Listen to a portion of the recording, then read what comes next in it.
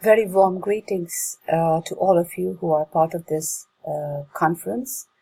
Let me start by congratulating Gandhi Shikshan Bhavan's Shrimati Surajbagh College of Education for this innovative initiative in hosting this conference along with the other colleges.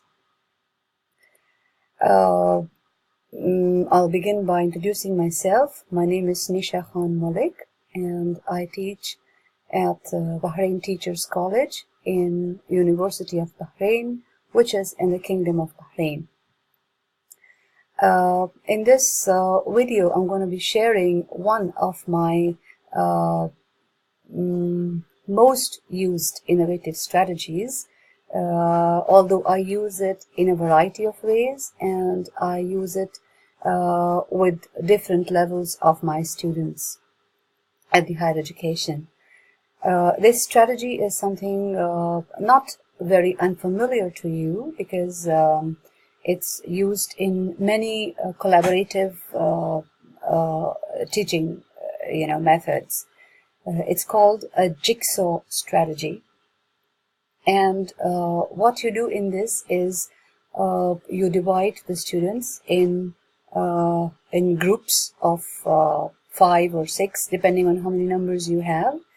Each group should have about 4 to 5 students, equal number ideally, and you give them the number of topics depending on the number of group members there are in each group.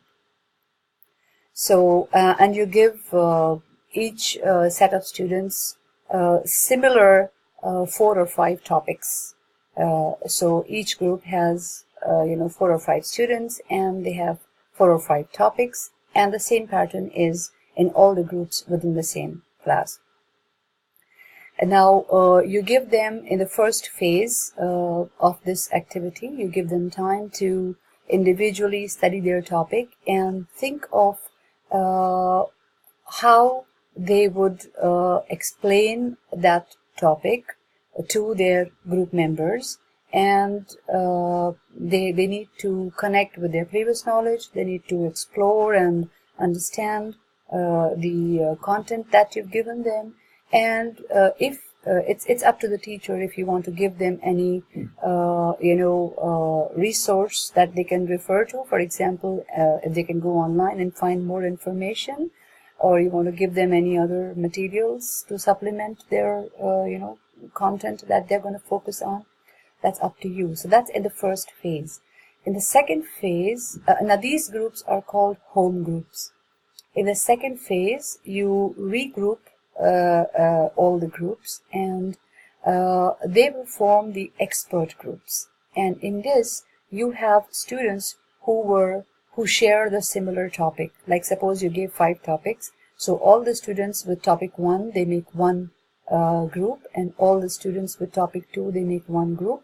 So now in the second phase, they are termed as expert groups because they are going to be sharing whatever they have understood, and they are going to share that, not only share that, but they are going to also be listening, observing, discussing, exploring, interacting with each other and trying to explore the content with the other experts and go deeper into the content.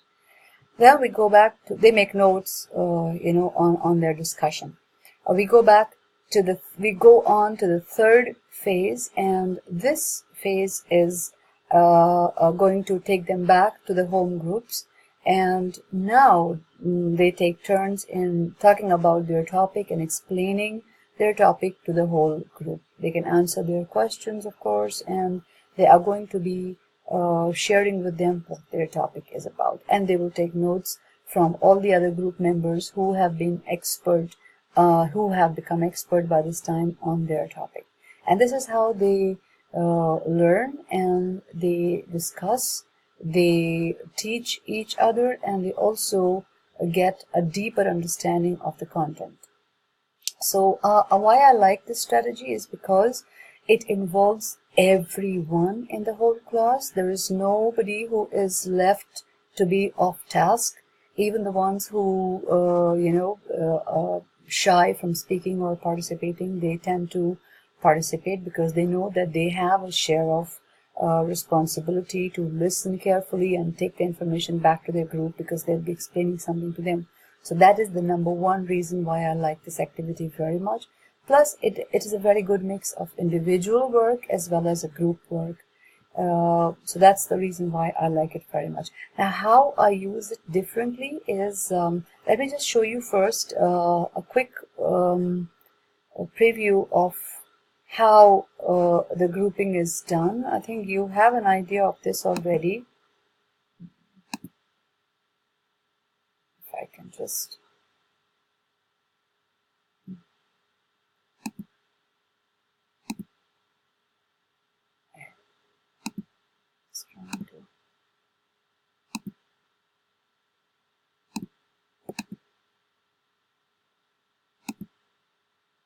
so how I use it differently is, like for example, I gave the students a case study to study on their own and then discuss with the group members.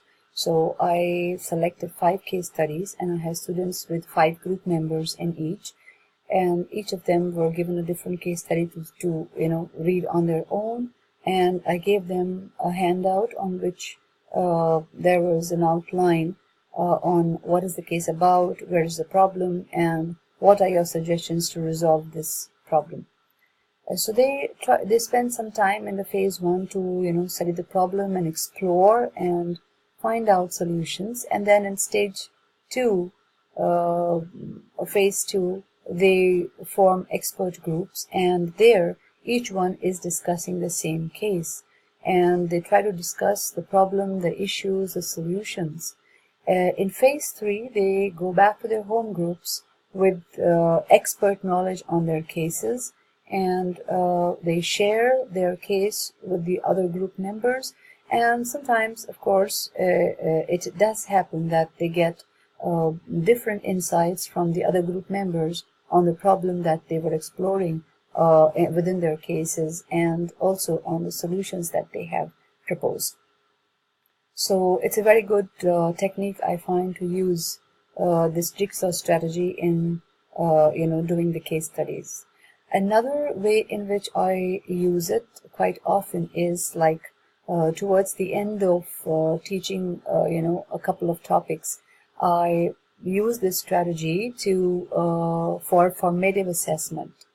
And I give them, I put them in the groups, and each home groups gets a topic and a similar topic, and each person has to prepare a set of questions. For example, one person will prepare gap fill exercise, one person will prepare true and false, one person will prepare multiple choice, and one could be preparing vocabulary.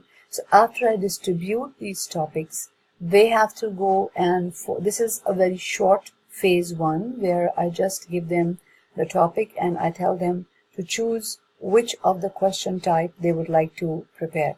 And then they go into the expert groups, and together they work and they prepare similar kind of exercise. Like one expert group will prepare 5 or 8 or 10, depending how many items you want per set of question type.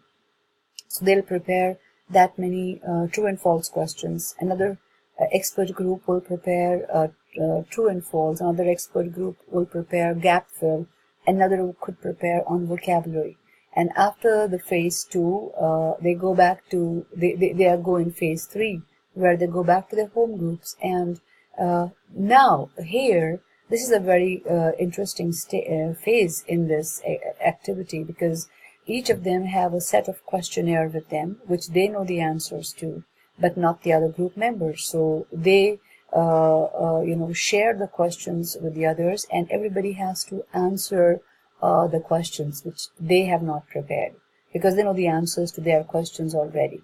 So this is a very good exercise. It's an excellent way to do formative assessment, because it's a peer learning, and as a teacher, I get an idea of what are their difficulties, where do they get stuck, and what are the topics which I might need to revise and review, or maybe do all over again with them. So this is how I use these in two different ways, my strategy for Jigsaw group work. So that's all I had to share in this video.